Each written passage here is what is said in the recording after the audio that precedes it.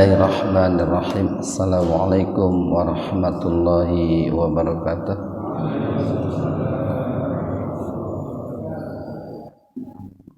Alhamdulillahi rabbil alamin, alladzi ja'alal jannata hiyal ma'wa li ibadihil mukhlasin wa ja'alan nara ma'aba li ibadihil kafirin. Assalatu wassalamu ala rasulillah nabiyil karim Muhammad ibn Abdillah wa ala alihi wa ashabihi wa mawalah, amma ba'd. Hadirin ikhwatu iman jemaah kuliah subuh yang sama-sama mengharap ridha dan ampunan Allah subhanahu wa ta'ala. Alhamdulillah, pada kesempatan subuh ini kita masih mengkaji surat Al-Fatihah ayat yang kelima, dan kemarin ada saran dari Abah Ridwan katanya, bagaimana kalau kajian tafsir ini kita berikan nama katanya. Saya bilang boleh saja kalau mau diberi nama gitu. Jadi biar mudah untuk mengingatnya gitu. Maka kemarin saya berikan nama bahwa kajian tafsir ini diberi nama dengan kajian tafsir Iliyin gitu. Saya berikan nama dengan nama kajian tafsir Iliyin. Itu diambil dari salah satu kata yang ada dalam Al-Quran. Dulu pernah kita bahas dalam surat apa itu. Jadi kan nanti manusia itu ruhnya setelah yang meninggal itu ada yang visi jin gitu ya. Itu orang-orang kafir ruhnya itu terpenjara di dalam tanah gitu. Sementara orang-orang yang beriman fi iliyin itu ruhnya itu terangkat ke langit gitu, dimuliakan oleh Allah subhanahu wa ta'ala. Nah makanya kemarin kita beri nama itu Iliyin ya, Iliyin al-muhajirin, Iliyin al-muhajirin. Itu biar kita untuk memudahkan kita mengingat saja itu. Ikhwan fillah arsadakumullah, kemarin sudah kita sampaikan ya bahwa salah satu tahapan untuk mencapai hakikat iyyaka na'budu wa iyyaka nasta'in, salah satunya adalah ikhbat. Kalau orangnya disebut mukhbitin yaitu orang-orang yang tenang bersama Allah subhanahu wa ta'ala, orang-orang yang merendahkan hati ya di hadapan Allah subhanahu wa ta'ala, orang-orang yang khusyuk, orang-orang yang ikhlas, dan orang-orang yang lembut di hadapan Allah subhanahu wa ta'ala. Itulah karakter yang dimiliki oleh mukhbitin. Innalladzina amanu wa akhbatu ila rabbihim. Sesungguhnya orang-orang yang beriman dan berikhbat di hadapan Allah subhanahu wa ta'ala. Kemudian yang kedua ya, tahapan yang kedua atau persinggahan yang kedua untuk mencapai hakikat iyyaka na'budu wa iyyaka nasta'in itu adalah waro. Nah, waro kain itu. Apa waro itu? banyak definisi yang dikemukakan oleh para ulama terkait dengan waro itu. Salah satunya adalah yang dikemukakan oleh Syekhul Islam ya, Ibnu Taimiyah. Beliau mengatakan bahwa yang disebut dengan waro itu adalah meninggalkan segala hal yang bisa mendatangkan madorot terhadap akhirat kita. Segala hal yang bisa mendatangkan madorot terhadap akhirat kita, itu yang disebut dengan waro. Ada juga yang mendefinisikan bahwa waro itu berdasarkan hadis itu ya, menjauhi segala hal yang diharamkan oleh Allah Subhanahu wa ta'ala. Dan ini merupakan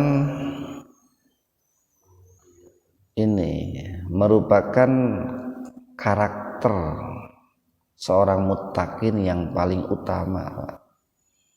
Jadi ciri orang yang bertakwa yang paling utama itu adalah memiliki sifat waro. Makanya kan ketika ada seorang sahabat itu ya, itu bisa dilihat dalam hadis riwayat Al-Imam Tirmidzi. Ketika ada seorang sahabat yang datang menemui Rasulullah sallallahu alaihi wasallam, lalu sahabat itu minta nasihat kepada Rasulullah, atau dia mengatakan kepada Rasulullah, "Ya Rasulullah, aku ini ingin menjadi orang yang paling ahli dalam hal ibadah." Ingin menjadi orang yang paling ahli dalam hal ibadah. Ini kan sebuah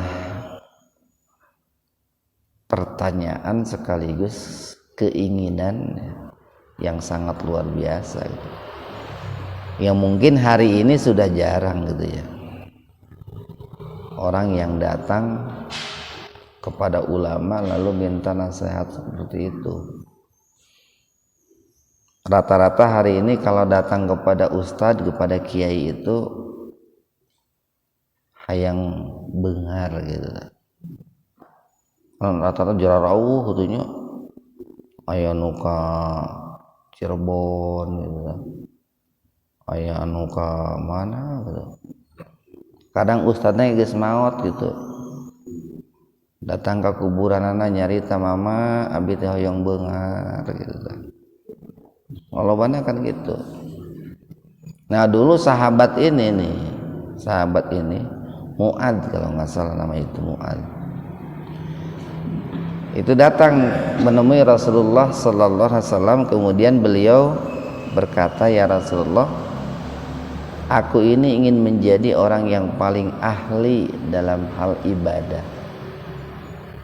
Ingin disebut ahli ibadah, tentu ingin disebut oleh Allah itu ya, ingin dinilai oleh Allah sebagai orang yang ahli dalam ibadah.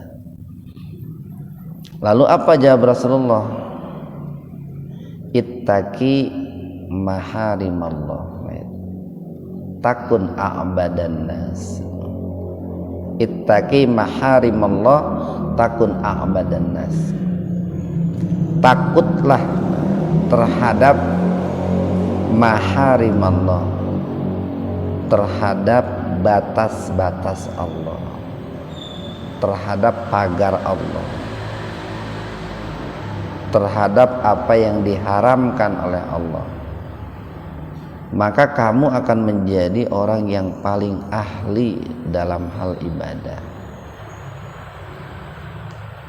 Kalau dalam hadis riwayat Al-Imam Ibnu Majah, redaksinya sedikit berbeda tapi substansinya sama. Kun wari'an katanya, takun a'badan nas. Jadilah kamu orang yang waro, maka kamu akan menjadi orang yang paling ahli dalam hal ibadah.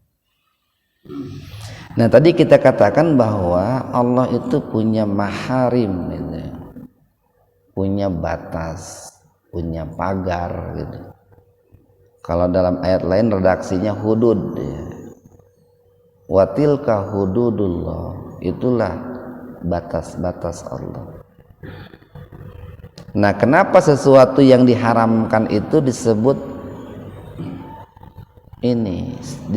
pagar gitu.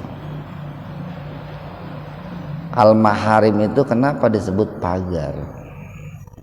Karena dibalik sesuatu yang diharamkan oleh Allah itu ada bencana, Pak. Ada malapetaka gitu. Ada kehancuran. Fungsi pagar itu kan seperti itu. Salah satunya di samping untuk keindahan, Pak, fungsi pagar itu adalah untuk menghindari bencana. Kayak kita lah magar rumah gitu. Kenapa kok rumah itu dipagar gitu? Biasanya kan orang yang sering berpikir ingin memagar rumah itu kalau dia punya anak kecil, Pak. Dia khawatir anaknya itu main ke jalan lalu keserempet. Atau kalau yang dekat kali takut anaknya itu jatuh ke kali tenggelam. Atau takut maling lah gitu. Nah, makanya dipagar gitu. Jadi di balik pagar itu ada bencana. Saya sering mengistilahkannya kalau dalam rambu-rambu lalu lintas, pagar itu lampu lalu lintas itu. Kan ada lampu merah itu. Nah, kenapa ada lampu merah gitu? Nah, karena di balik lampu merah itu ada bencana gitu, Pak. Di balik lampu merah itu ada bencana. Artinya kalau orang itu kalau ada lampu merah lalu orang itu memaksa menerobos, itu kan bencana di situ, Pak. Ada kecelakaan di situ. Nah, Allah pun punya maharim, punya pagar. Nah, pagar Allah itu adalah segala hal yang diharamkan oleh Allah. Tujuannya untuk apa? Satu, untuk menghindari, menjauhkan kita dari hal-hal yang bisa mendatangkan madorot, yang bisa mendatangkan malapetaka, baik dunia terlebih khusus akhirat. Kedua adalah untuk memperindah, Pak. Untuk memperindah kita, memperindah dunia gitu. Dan seandainya diri kita itu berjalan di atas arahan Al-Quran, Pak, hidup kita itu indah, Pak. Kita yang menjalaninya akan merasa indah, orang lain yang melihatnya pun akan merasa indah gitu. Resep lah istilahnya, Pak, bergaul dengan orang yang soleh itu tidak akan rugi ya, dan tidak akan dirugikan gitu. Istilahnya tidak akan dimanfaatkan lah, Pak, diri kita itu kalau bergaul dengan orang soleh. Kan seringkali orang itu kalau bergaul itu ingin memanfaatkan gitu. Seringkali motif orang bergaul itu memanfaatkan. Tapi kalau orang soleh enggak begitu. Bergaulnya itu tulus, itu ikhlas itu. Nah, kalau bergaul dengan orang yang tulus, ikhlas itu enak gitu. Makanya kan ada seorang ulama itu Ibnu Qayyim al-Jauziyah, beliau mengatakan wa man lam yastati ayyatawaqqafu ala maharimallah wa man lam yastati al-wuquf bil arafah falyattaqi maharimallah. Barang siapa yang belum mampu untuk berhenti ya, berwukuf di Arafah. Wukuf itu kan berhenti, Pak. Jadi barang siapa yang belum mampu untuk wukuf di Arafah, maka dia hendaknya berhenti pada pagar-pagar Allah, berhenti pada hal-hal yang diharamkan oleh Allah. Jadi spirit dalam ibadah haji yang namanya wukuf di Arafah itu supaya kita itu berhenti dari segala hal yang diharamkan oleh Allah, berhenti dari segala hal yang diharamkan oleh Allah. Itu spiritnya itu seperti itu. Makanya alhamdulillah bagi orang-orang yang sudah mampu istitoah ibadah haji, supaya ibadah hajinya tidak sampai ke tingkat seremonial gitu, tapi lebih jauh dari itu sampai ke tingkat spiritual, maka harus berhenti pada segala sesuatu yang diharamkan oleh Allah Subhanahu wa taala. Harus ada usaha lah untuk ke sana. Yang udah haji, yang udah umroh itu seperti itu. Dan itulah warok, Pak. Warok itu menjauhi segala hal yang diharamkan oleh Allah. Itu seperti waroknya ini. Seperti waroknya ada dua orang sahabat itu, Pak. Tempo hari pernah saya sampaikan itu. Sahabat A membeli sebidang tanah kepada sahabat B gitu. Membeli tanah gitu. Sekian tumbak lah. Nah, kemudian setelah tanah itu dibeli gitu, ternyata di dalam tanahnya itu, di dalam tanah yang dibeli itu ada emasnya gitu, ada emas. Nah, maka orang si A ini nih, sahabat si A ini mau mengembalikan emas yang ditemukan di kebunnya itu, di ladangnya itu, dengan alasan bahwa saya itu nggak beli emas, tapi saya itu beli tanah. Kan kalau beli tanah itu kan suka dijelasin, Pak. Ini saya jual tanah itu. Kalau di kampung kan begitu. Ada pohon kelapanya sekian, ada pohon albanya sekian, pohon pisang sekian. Sok we lah teu naon sakitu cenah. Tah eta teh emas nama teu disebutkeun gitu, Pak. Tapi setelah dimiliki oleh si A, ada emasnya, maka dikembalikan itu.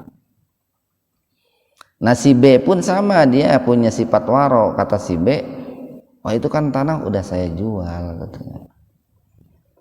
Maka apa yang ada di ladang itu sudah milik Anda gitu. Sudah milik Anda. Nah, akhirnya dua-duanya karena takut, Pak, takut jatuh kepada yang diharamkan Allah, itu datang ke pengadilan gitu. Datang ke pengadilan. Tapi datangnya itu bukan untuk menuntut haknya, Pak. Beda kan kalau hari ini orang datang itu ke pengadilan untuk menuntut haknya, biar menang lah gitu, biar menang. Tapi justru ini datang ke pengadilan itu karena takut terhadap maharim Allah. Yang satu kekeh petekeh gitu, saya itu beli tanah bukan beli emas. Yang satu kekeh petekeh, semua yang ada dalam ladang itu, tanah itu sudah milik kamu gitu. Asa geus moal aya nu kitu zaman kiwari. Nu aya mah tanah batur ge hayang dimiliki gitu teh. Geus jelas-jelas nu batur eta ceuk tatangga ceuk sararea geuning. Eta hayang eta. Nah, waktu itu zaman dulu masih banyak orang seperti itu. Apa kata hakim? Udah kalau begitu kamu punya anak laki-laki, punya. Kamu punya anak perempuan, ke si B itu punya. Kalau begitu sudah nikahkan saja, bebesanan lah mencet bahasa orang. Lalu nanti maharnya, mas kawinnya pakai emas itu, sehingga nanti emas itu milik anak kalian. Nah gitu. Itu kan solusinya lah, solusi orang cerdas sebetulnya itu, hakimnya cerdas. Atau kita sering mendengar itu kisah Abu Bakar As-Siddiq yang sering disebut dengan Abdullah bin Quhafah itu. Itu kan sebelumnya Abu Bakar As-Siddiq itu adalah seorang tukang mijit lah. Nah, kalau dikira dukun beranak kan katanya. Tukang pijit ya lah Pak, tukang pijit. Beliau suka mijit keliling gitu. Nah, yang di dalam memijitnya itu ada hal-hal yang hal-hal yang berbau syirik lah gitu. Nah, setelah beliau masuk Islam, ternyata ada salah satu pasiennya itu dulu yang belum membayar jasa mijitnya Abu Bakar As-Siddiq itu. Kemudian orang itu datang menemui Abu Bakar untuk melunasinya. Nah, kebetulan waktu itu Abu Bakar tidak ada di rumah, yang ada istrinya. Nah, kemudian upahnya itu diberikan kepada istrinya. Di samping uang ada makanan juga. Nah, setelah Abu Bakar itu pulang dan orang itu pun sudah tidak ada. Nah, Abu Bakar itu memakan hidangan yang ada di piring gitu, tanpa bertanya dulu dari mana asal usulnya makanan itu. Nah, itu baru beberapa suapan itu Pak. Kalau baca dalam kisahnya itu kan baru beberapa suapan. Nah, setelah beliau memakan beberapa suapan dan baru sampai di tenggorokan itu ya, Abu Bakar bertanya, ini makanan dari mana? Itu dari siapa? Kemudian istrinya menjawab, dari si A. Dulu katanya ini dia punya hutang belum bayar upah pijit. Nah, waktu itu kan Abu Bakar sampai memuntahkan itu, berusaha untuk memuntahkan makanannya yang sudah sampai di tenggorokan itu. Nah, sampai kan ada sahabat-sahabat yang lain melihat bagaimana usaha Abu Bakar untuk mengeluarkan makanan itu. Nah, kemudian sahabat itu memberi saran, kalau kamu ingin mengeluarkan makanan itu, coba dikorek tenggorokanmu. Dikoreklah pakai tangan, dimasukkan ke tenggorokan. Sampai Abu Bakar itu muntah itu, Pak. Keluarlah makanan itu.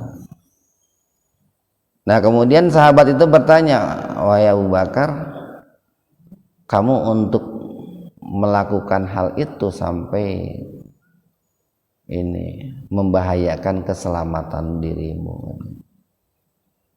Lalu Abu Bakar menjawab, seandainya saya harus meninggal katanya, demi untuk mengeluarkan makanan itu akan saya lakukan katanya. Nah, ternyata setelah diusut lebih jauh kenapa Abu Bakar itu mengeluarkan makanan itu, karena dia tahu betul bahwa dulu dalam prakteknya gitu ya, dalam praktek pengobatannya itu make eta mun aya nama mantra lah Pak, nuti kaler nuti kidul nu geugeuh hulu cai gitu kan, nu geugeuh gunung Uhud, gunung Garupa itu Pak. Nah, dia meyakini bahwa itu adalah sebuah kesalahan, maka hasilnya pun adalah salah gitu. Hasilnya pun adalah haram, maka dia berusaha untuk mengeluarkannya. Nah, itu mengisyaratkan bahwa orang yang waro itu ketika bicara makan bukan hanya sebatas gizi, bukan hanya sebatas ngeunah gitu Pak. Bukan hanya sebatas mengenyangkan. Tapi halalan thayyibahnya menjadi parameter ya, menjadi ukuran itu Pak. Yang halal didapat dengan cara yang benar. Itu orang yang warok seperti itu. Kemudian Pak nih, maaf. Jadi ketika kita membaca iyyaka na'budu wa iyyaka nasta'in, itu harus terbersit Pak di benak kita itu. Di benak kita, di hati kita, di pikiran kita, bahwa kita itu akan berupaya semaksimal mungkin untuk membentengi diri kita dari hal-hal yang diharamkan.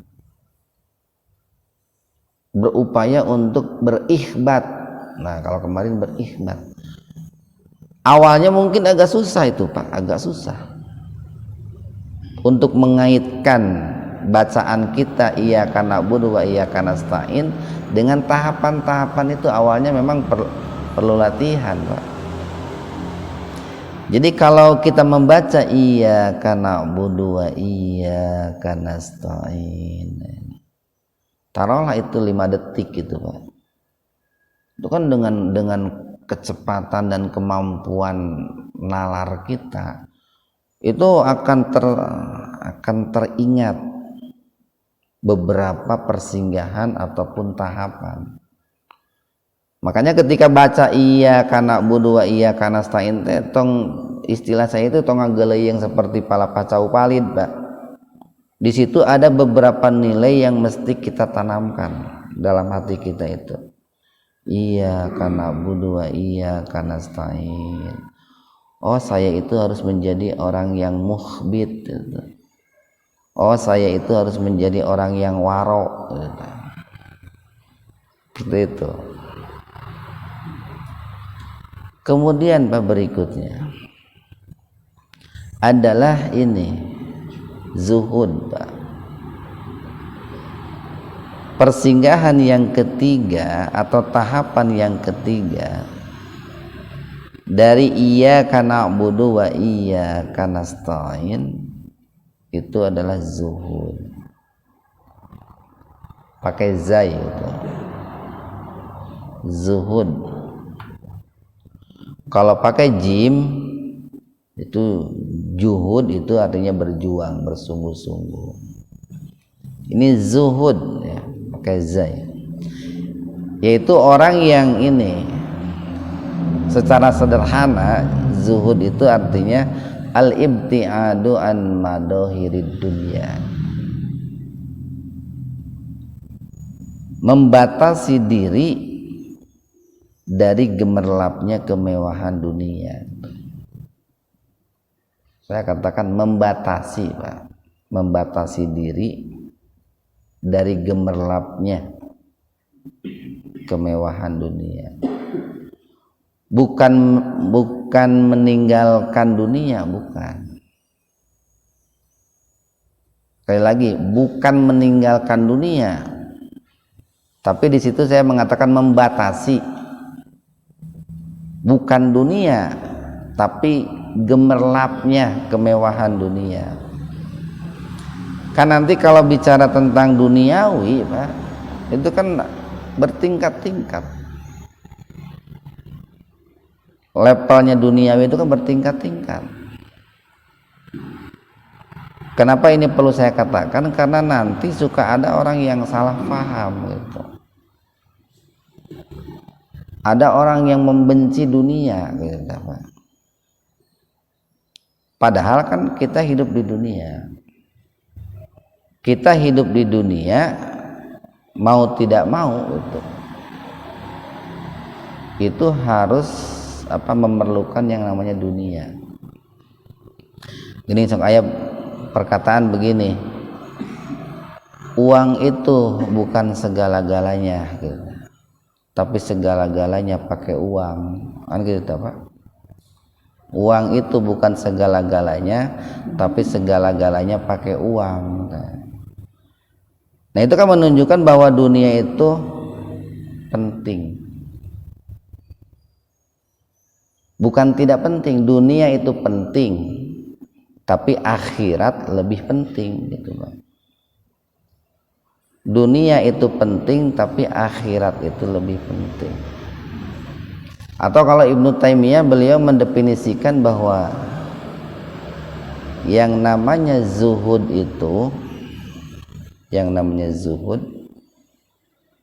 itu adalah meninggalkan segala hal yang tidak mendatangkan manfaat untuk akhirat itu. Meninggalkan segala hal yang tidak mendatangkan manfaat untuk akhirat. Nah makanya zuhud ini tingkatannya lebih tinggi dari warok Pak. Orang yang zuhud itu tingkatannya lebih tinggi dari warok. Kalau warok itu berkaitan dengan hal-hal yang diharamkan, meninggalkan yang diharamkan oleh Allah. Tapi kalau zuhud membatasi diri dari yang halal gitu Pak. Beda ini Pak ya. Kalau waro itu menjauhkan diri dari yang haram, bahasanya menjauhkan itu. Tapi kalau waro itu adalah membatasi, bukan meninggalkan, membatasi dari yang halal. Itu kan kita dilatih itu Pak selama bulan Ramadan. Selama bulan Ramadan itu kita dilatih membatasi diri dari yang halal. Pemajikan kan halal di siang hari, di bulan Ramadan dibatasi Pak. Makanan minuman yang halal di luar bulan Ramadan boleh siang hari. Makan minum bulan Ramadan dibatasi, enggak ditinggalkan, dibatasi kan, malam hari boleh. Nah makanya tadi saya katakan bahwa tingkatan orang zuhud itu lebih tinggi dari orang yang waro. Malah kalau Ibnu Taimiyah mengatakan waro itu meninggalkan yang haram itu adalah tingkatannya orang awam. Kalau tingkatan orang alim itu harus bisa mencapai tingkat zuhud. Kalau ingin disebut orang alim, orang khawas lah, itu harus mencapai tingkat zuhud. Ikhwanu fiddin arsadakumullah. Nah terkait dengan waro dan zuhud ini perlu kita sampaikan. Kan selama ini banyak orang yang memahami waro dan zuhud itu hanya sebatas berkaitan dengan hal-hal yang sifatnya lahir, dengan hal-hal yang sifatnya materi. Padahal bicara waro dan zuhud itu berkaitan dengan hal-hal yang sifatnya non materi. Bahkan yang non materi jauh lebih banyak Pak, yang harus ditinggalkan, yang harus dibatasi.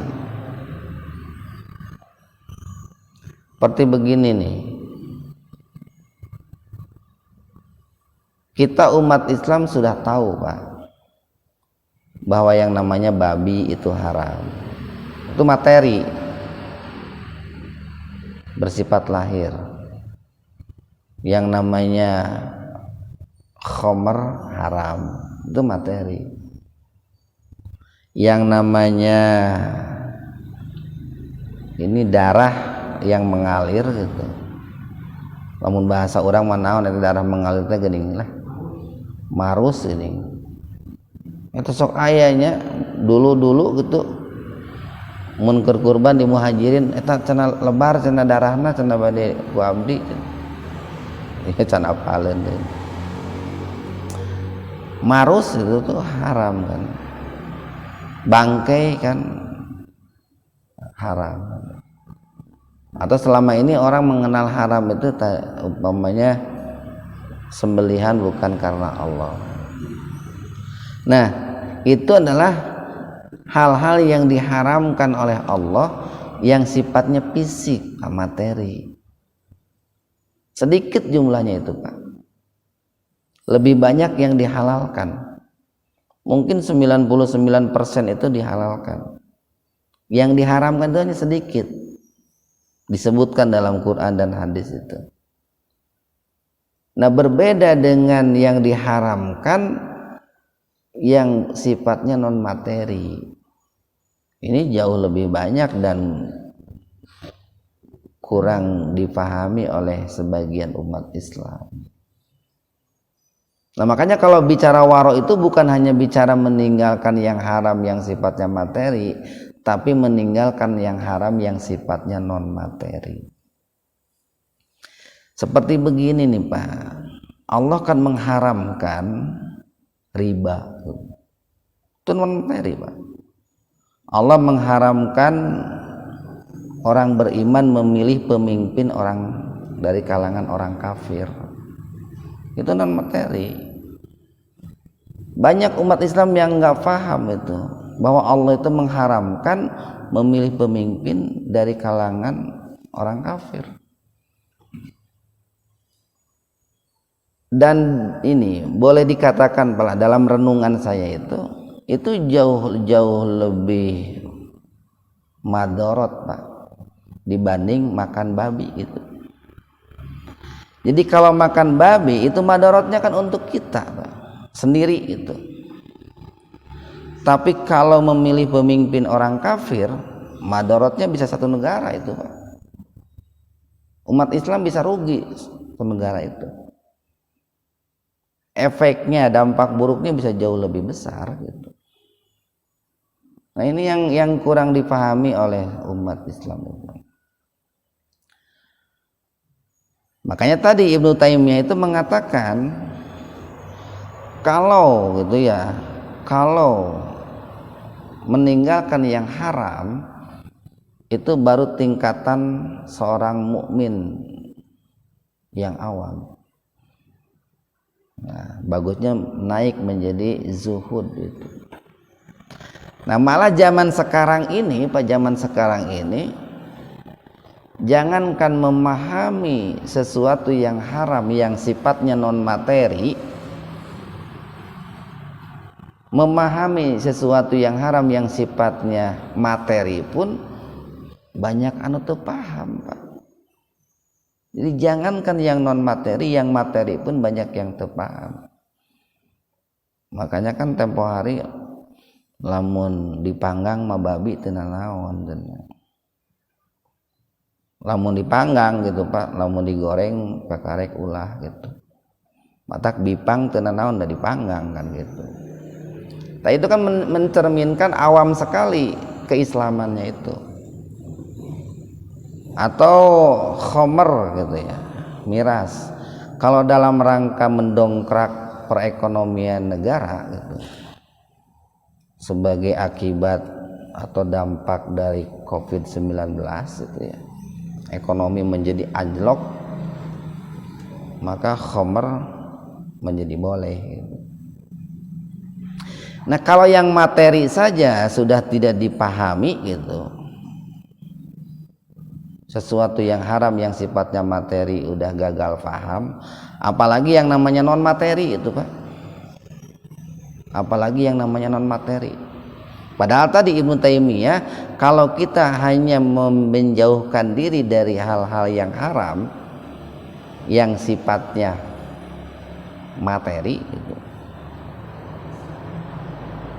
termasuk yang non materi, ini Ibnu Taimiyah, itu baru tingkatannya adalah seorang mukmin yang awam.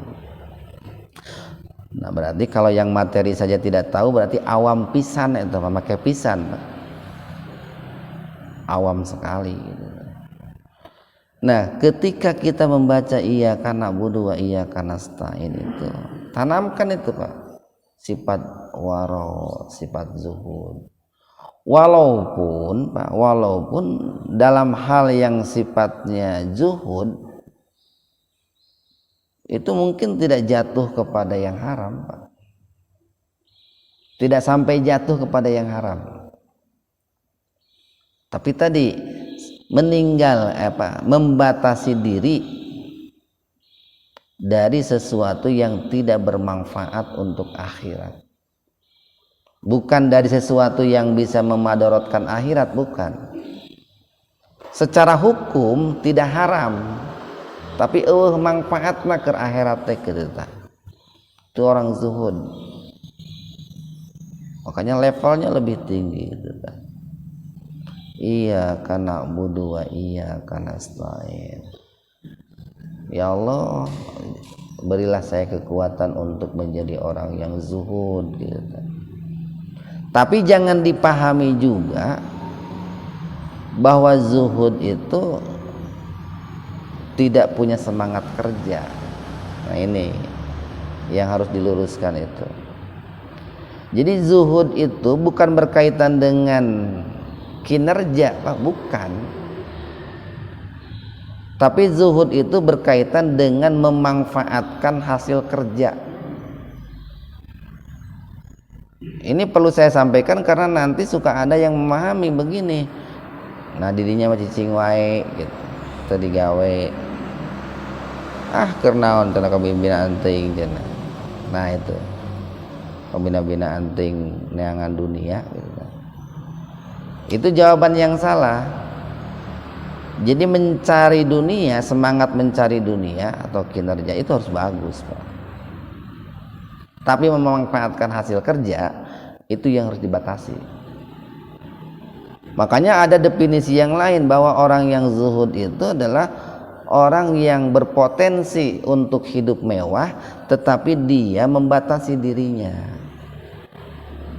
Jadi kesempatan untuk hidup mewah besar sekali itu. Untuk hidup mewah itu besar. Segala boga lah gitu. Tapi dia membatasi diri, itu orang yang zuhud. Bukan orang yang memang tidak punya lalu membatasi, bukan. Karena memang yang tidak punya harus itu mau tidak mau gitu. Ini dia punya segalanya, potensi untuk mewah bisa punya gitu. Tapi dia batasi. Nah, itu zuhud. Makanya kalau bicara zuhud itu, kalau kita melihat bagaimana potret zuhudnya Rasulullah sallallahu alaihi wasallam, beliau itu enggak meninggalkan dunia tapi membatasi dunia. Suatu hari kan ada seorang sahabat itu yang ingin zuhud melebihi zuhudnya Rasulullah sallallahu alaihi wasallam. Sahabat itu datang yang ke rumah Rasulullah. Waktu itu yang ada Siti Aisyah. Sahabat itu bertanya bagaimana perihal hidup Rasulullah, ibadah Rasulullah. Dijelaskan tuh oleh Siti Aisyah itu. Cuman tentu Pak itu di balik layar, di balik tabir itu Pak ya. Setelah dijelaskan kemudian orang itu berkata, kalau begitu saya itu akan sholat sepanjang malam dan tidak akan tidur katanya. Saya akan puasa seumur hidup katanya. Saya tidak akan menikah. Ternyata zuhud yang diterapkan oleh para itu tuh mana ternyata geuning lamun di agama batur mah geuning lamun jadi eta teh entong kawin ternyata. Eta zuhudna ekstrim eta Pak, berlebihan itu. Biksunya. Teu bisa Pak, itu kan makanya kalau kita bicara tentang nafsu Pak, perintah agama itu bukan membunuh nafsu, mengendalikan nafsu. Oh, hirup teu boga nafsu mah moal ngeunah Pak. Sanajan ayeuna daging Pak samarana hade gitunya bumbuna bagus lamun teu boga nafsu mah moal ngeunah eta teh. Enaknya makan itu karena ada nafsu makan Pak. Enaknya tidur karena ada nafsu tidur. Enaknya berhubungan suami istri karena ada nafsu itu. Tetapi nafsu itu perintah agama dikendalikan, dibatasi itu. Bukan dibunuh, bukan dihilangkan. Nah makanya ketika sahabat itu bilang seperti itu, saya tidak akan menikah selamanya, tidak akan tidur sepanjang malam. Nah, datanglah Rasulullah sallallahu alaihi wasallam. Aku ini sholat malam, tapi aku juga tidur katanya. Aku ini suka puasa, tapi aku juga berbuka katanya. Dan aku juga menikah katanya. Nah itu tak zuhud nu seimbangnya seperti itu. Jadi membenci dunia tidak, tapi membatasi dunia Pak. Membatasi dunia. Itu zuhud yang seimbang. Atau contoh lain umpamanya Nabi Sulaiman, Pak, Nabi Daud. Itu kan orang-orang yang bergelimpangan harta itu Pak. Masalah harta mah kan Al-Quran sendiri mengatakan tidak akan pernah ada sepanjang dunia gitu, sepanjang zaman orang yang mampu menandingi kekayaan duniawi Nabi Sulaiman. Itu Al-Quran sudah menegaskan. Jadi lamun ayeuna aya jalma beunghar pisan Pak, moal mampu mengalahkan kekayaan Nabi Sulaiman. Tapi kan Nabi Sulaiman zuhud Pak, zuhud. Beliau menggunakan kekuasaannya, kekayaannya untuk dirinya dibatasi, lalu digunakan untuk Islam. Digunakan untuk Islam. Nah, iyyaka na'budu wa iyyaka nasta'in. Ya Allah, jadikanlah saya orang yang mukhbit. Ya Allah, bantulah saya untuk menjadi orang yang waro. Ya Allah, bantulah saya untuk menjadi orang yang zuhud. Sehingga bacaan iyyaka na'budu wa iyyaka nasta'in yang kita baca itu punya bobot itu Pak. Punya bobot. Dan itu bisa tercermin dalam kehidupan sehari-hari di luar sholat itu. Nah itu saja, mudah-mudahan ada hikmah dan manfaatnya untuk kita semua. Wabillahi taufiq wal hidayah. Assalamualaikum warahmatullahi wabarakatuh.